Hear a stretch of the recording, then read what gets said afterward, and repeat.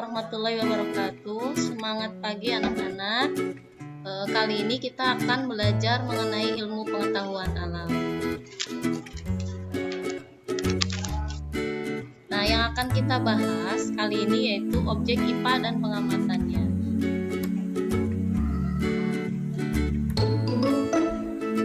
Kompetensi dasar yang akan kita bahas kali ini yaitu kompetensi dasar 3.1, menerapkan konsep pengukuran berbagai besaran dengan menggunakan satuan standar baku. 4.1, menyajikan data hasil pengukuran dengan alat ukur yang sesuai pada diri sendiri, makhluk hidup lain, benda-benda di sekitar dengan menggunakan satuan baku dan satuan tak baku. Nah, peta konsep yang akan kita bahas yaitu objek IPA dan pengamatannya. Di dalam objek IPA dan pengamatannya, kita akan membahas mengenai penyelidikan IPA, pengukuran sebagai bagian dari pengamatan.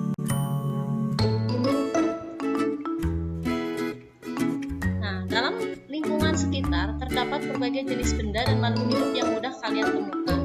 Ada apa aja di dalam lingkungan sekitar yang telah dipelajari melalui ilmu IPA. Nah, ilmu IPA itu sendiri yaitu ilmu pengetahuan yang mempelajari tentang alam sekitar serta kaitannya dengan makhluk hidup, benda hidup maupun gejala alam. Nah, objek IPA yang akan dipelajari yaitu ada makhluk hidup, benda tak hidup, dan gejala alam. Nah, makhluk hidup itu contohnya ada kucing, ada tumbuhan, yang tak hidup ada batu.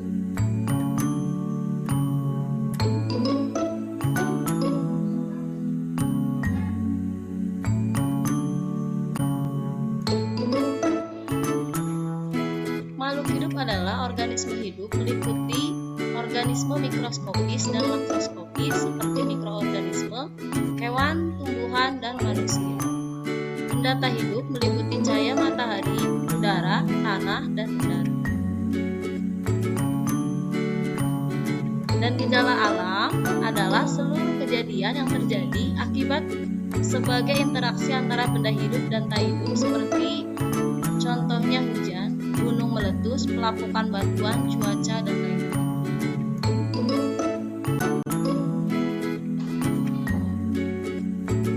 Nah, untuk proses penyelidikan IPA, yang pertama ada pengamatan.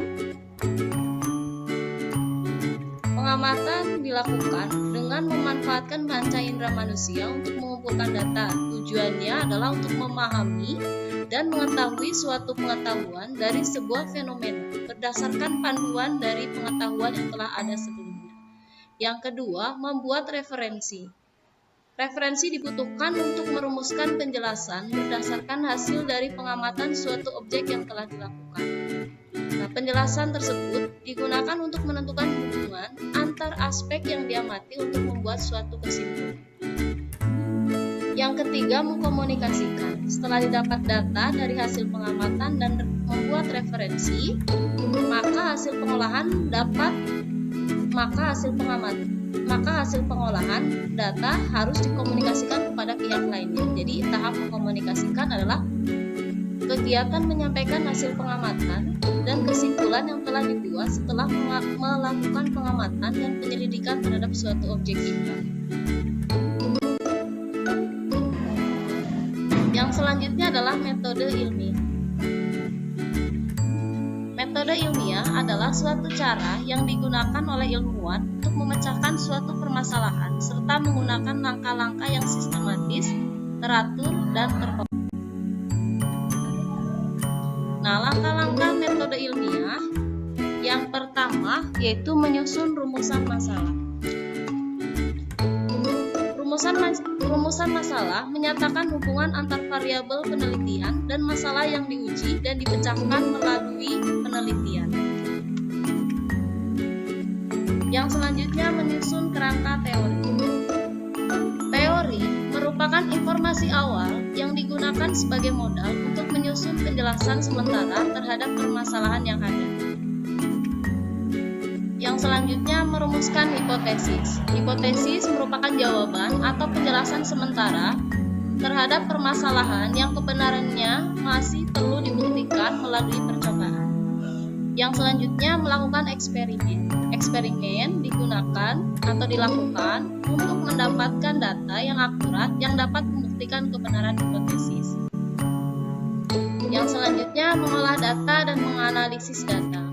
Pengolahan data bertujuan untuk memudahkan analisis data. Analisis data dilakukan dengan membahas kesesuaian data dengan teori yang ada. Yang selanjutnya yaitu menarik kesimpulan.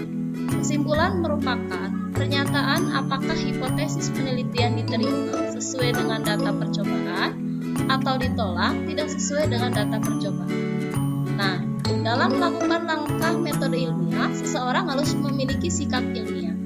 Sikap ilmiah adalah sikap yang harus dimiliki oleh setiap ilmuwan atau setiap pembelajar IPA untuk menyelidiki suatu objek IPA. Beberapa macam sikap ilmiah yang harus dimiliki dan diterapkan dalam proses penyelidikan IPA, diantaranya yang pertama, dapat membedakan antara fakta dan opini. Yang kedua, berani dan santun dalam mengajukan pertanyaan dan argumentasi. Yang ketiga, mengembangkan keingintahuan. Yang keempat, kepedulian terhadap lingkungan. Yang kelima, berpendapat secara ilmiah dan kritis. Yang ketujuh, berani mengusulkan perbaikan dan bertanggung jawab terhadap usulan tersebut. Yang kedelapan, bekerja sama dengan sesama ilmuwan yang lainnya. Yang kesembilan, jujur terhadap fakta. Yang kesepuluh, disiplin, teliti, dan tekun dalam melakukan penelitiannya. Nah, itu yang bisa dijelaskan mengenai objek IPA, ya, objek IPA dan pengamatan. Yang selanjutnya yaitu tugas mandiri yang akan kalian kerjakan di rumah. Dikerjakan di kertas folio, kemudian dikirim ke nomor. Yang pertama, apakah tujuan dari kegiatan pengamatan pada proses penyelidikan IPA?